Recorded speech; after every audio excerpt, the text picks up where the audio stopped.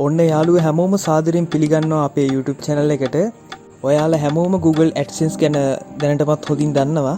ඒත් මම අද ඔයාලට කියලා දෙන්න යන්නේ Google සමාගමෙන්ම එළි දක්වලා තියෙන Google AdMob ගැන. ගොඩක් අය හිතනවා Google AdSense කියන්නේ Google AdMob කියන්නේ එකක් කියලා. ඒ වුණාට ඇත්තටම මේ දෙක අතර ලොකු වෙනසක් තියෙනවා.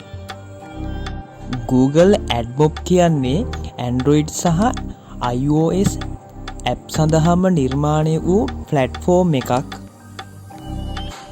දැන් අපිට එන ප්‍රධානම් ප්‍රශ්න තමයි ඇයි සාමාන්‍යයෙන් AdSense වලට වඩා AdMob වලට පාවිච්චි කරන කට්ටියට වැඩියෙන් සල්ලි හම්බ වෙන්නේ කියන එක. AdMob වල eCPM අගය සාමාන්‍යයෙන් ගොඩක් ඉහළයි. දැන්වීම්කරුවෝ කැමති ලොකු මුදලක් ගෙවලා ඒගොල්ලෝ ads app users ලට පෙන්නන්න. ඒ නිසා තමයි මේ eCPM අගය ගොඩක් වැඩි වෙලා තියෙන්නේ. මේ තියෙන්නේ මගේ AdMob account එක. මේකේ තියෙනවා මගේ මාස කිහිපයක AdMob ආදායම්. AdSense වගේම AdMob එකෙනුත් එවනවා ලෙටර් එකක්. ඒකෙන් ඒගොල්ලෝ අපේ ඇඩ්‍රස් එක වෙරිෆයි කරගන්නවා. ඉතින් මේ තියෙන්නේ මට AdMob වලින් හම්බෙච්ච මගේ වෙරිෆිකේෂන් ලෙටර් එක. මේ තියෙන්නේ මට දවසක ලැබුණු ඩොලර් ප්‍රමාණයක්. මෙතන ඩොලර් 0.65ක් හම්බෙලා තියෙනවා.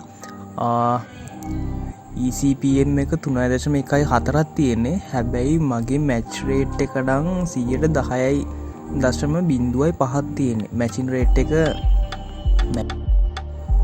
මේ තියෙන්නේ තවත් දවසක්. මේ දවසේ නම් 3.52ක් හම්බ වෙලා තියෙනවා US ඩොලර්. මැචින් රේට් එක මේ දවසේ තරමක් අඩුයි 8.31 තමයි තියෙන්නේ. මෙතන තියෙනවා සතියකදී හම්බෙච්ච ප්‍රමාණය 26.06ක් තියෙනවා.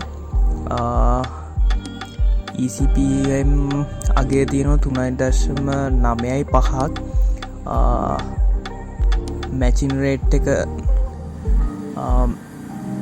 මැච් රේට් එක තියෙන්නේ 8.2ක්. එකත් තරමක් අඩුයි. මේ තියෙන්නේ මගේ ටෝටල් earning එක ක්‍රමයෙන් වැඩි වෙන විදිය.